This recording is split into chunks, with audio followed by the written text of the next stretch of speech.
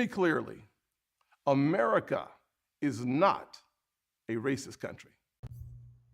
Ladies and gentlemen, this has made worldwide news. It's such a big story, and it's a reflection of all the racism that occurs in America. America really is a cesspool for probably some of the most bad social situations on earth. You know, these folks walk around with pride and really believe that this is a great country. It's probably the most dangerous country on the face of the earth. And the racism just spread so far and wide. America is really world renowned. But yeah, I mean, this thing has gone global. So they did release the name of the person that shot this teen, Andrew Lester, 85-year-old white man. And this is just so sad on so many levels. So, they are in full protest there in Kansas City, and people are outraged not only nationwide but worldwide. And this is over a black teen, Ralph Yarl, 16 years old, who just accidentally went to the wrong address to pick up his two young brothers. So on Monday evening, Clay County prosecutor Zachary Thompson identified the shooter as Andrew D. Lester, 85-year-old white man. Thompson's office filed felony charges of first-degree assault and armed criminal action against Lester. Additionally, a warrant has been issued for the man's arrest. Thompson shared during a press conference. So, Ralph Yarl, a 16-year-old high school junior, survived the shooting on April 13th. He was released from the hospital on Sunday and is now recovering at home with his family, his father told the Kansas City Star. When asked whether he believes the shooting was racially motivated, Thompson said, nothing of that nature is clear in the probable cause documents. He says Yarl and Lester didn't appear to have any interaction before the shooting. So, what he did was, as soon as he spotted this young teen at the door, he just shot him. He didn't even find out why he was at the door. He just shot him. We understand how frustrating this has been, but I can assure the criminal justice system is working and will continue to work, he said during the news conference. But the problem is, historically, in the past and present, that criminal justice system has never worked for Black Americans or African Americans or, whatever byword you have on us. It has never, and you don't have any history of it working for us, especially when it comes down to criminal or any type of violent acts against us. You always try to go above and beyond to care more about the person that is the perpetrator. That is really the history of America. So when you say it will work, that does not give us any reassurance at all. So, in my opinion, it is racially motivated. You saw this teen on your porch, and just by looking at him, you saw it as a threat and you shot him. Usually people that are breaking into your house, they're not going to just stand and knock on your door or punch the doorbell. They usually will find an entryway into your house. So, anyway,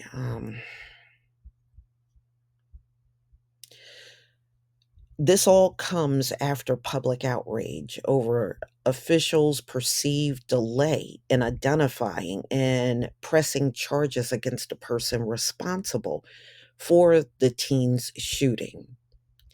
Though Lester has been taken into custody shortly after the incident, he was released the next day, and they said he shot through the door. That's why the door was replaced.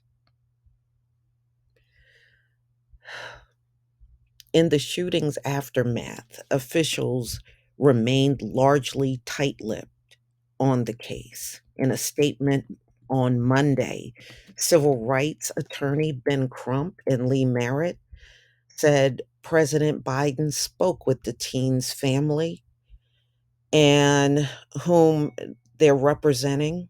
It was moments after the call that their clients were informed the prosecutors were pursuing charges against Lester, the man who was responsible for the deplorable shooting of this innocent boy, the attorney said. Gun violence against unarmed Black individuals must stop, but it won't. It won't. These people are conditioned at a young age to hate us. And they got the nerve to run around here trying to act like that's not the case and run all up in these schools trying to fight any part of our history being taught. That is nothing but pure 100% racism. You're not doing that to any other group, just one group. It just further proves the high level of racism that permeates America. Our children should feel safe, not as though they're being hunted.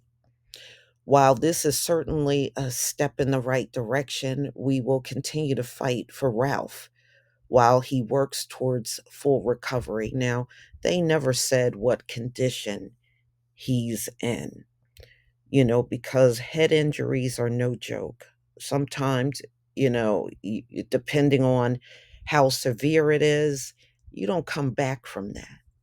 And I don't know what shape he's in. They have not really divulged that to the public.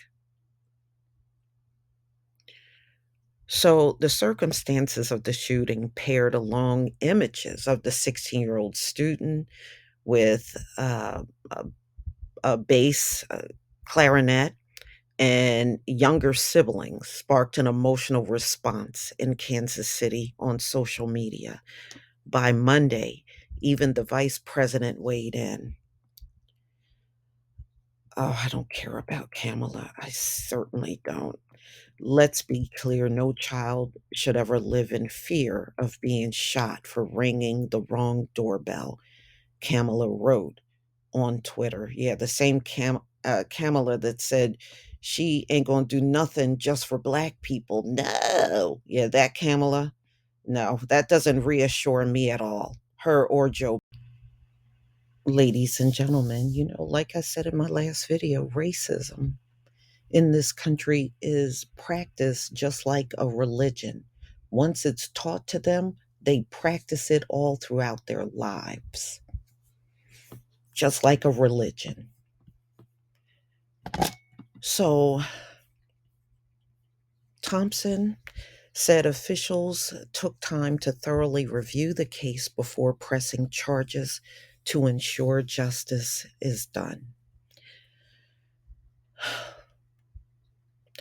Some people are upset because they want attempted murder or hate crime charges are not being pursued against Lester. Thompson said his office chose the charges that held the highest level of possible prison time for the shooter. So there is no attempted murder or hate crime charges in what came out of the DA's office.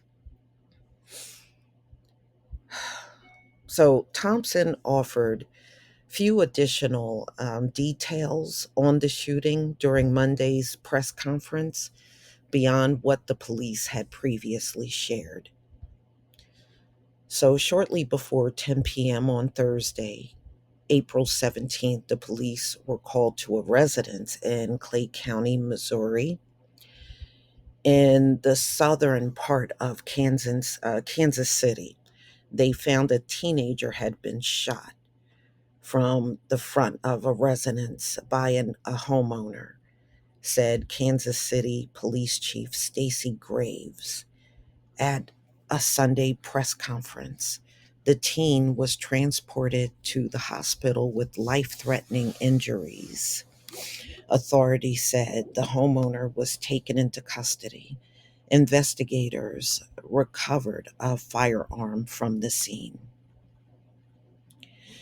So, according to Yarl's family, the teenager was planning to pick up his younger siblings from a friend's house, but he drove to the wrong address. His family says confusing 115th Street for 115th Terrace. So he was supposed to go to 115th Terrace. That's where he was really supposed to go. So he just got the streets confused. He parked in the driveway and went up to the door and rang the doorbell. His Aunt Faith Spoonmore said in a video posted on social media, the man inside opened up the door and shot him in the head through the glass door. When Raphael was on the ground, he shot him again. Those details were repeated Sunday by Lee Merritt, a civil rights lawyer representing Yarl's family. This is so horrible. So Yarl was seriously injured, but was able to run to a neighbor's house for help. His aunt said he was hospitalized for 3 nights, but apparently he's out of the hospital. But again, we don't know what condition he's in. Citing the ongoing investigation, police refused to release details about the shooting, including how many times Yarl was shot or where he was injured. The police also declined to say whether the homeowner called 911, but they said he went to a neighbor's house. More than likely, that neighbor called. Thompson revealed Monday that the teen was shot in the head and arm, and that Yarl didn't make any entry into the house at that point. Lester charging documents indicate that he shot rounds through the glass door, Thompson said. Graves acknowledged that Sunday the racial components that play into the case. Yeah, it absolutely can't be ruled out, because so much racism is in people that look like this homeowner. You can never rule it out at all. So, over the weekend, Yarl's story spread widely on social media, including Instagram and TikTok. Several high profile celebrities with large followings, including Halle Berry, Kerry Washington, and Justin Timberlake, posted about the case and encouraged their followers to urge local authorities to arrest and prosecute the shooter. Yeah, well, I'm not. Celebrities say weighing in is not really that impressive. But y'all, please tell me what you think about this recent update. I'll definitely be staying on top of this story. Please leave your comment and subscribe. Don't forget to hit on the notification bell, and I'll see you on the next video. Peace, family.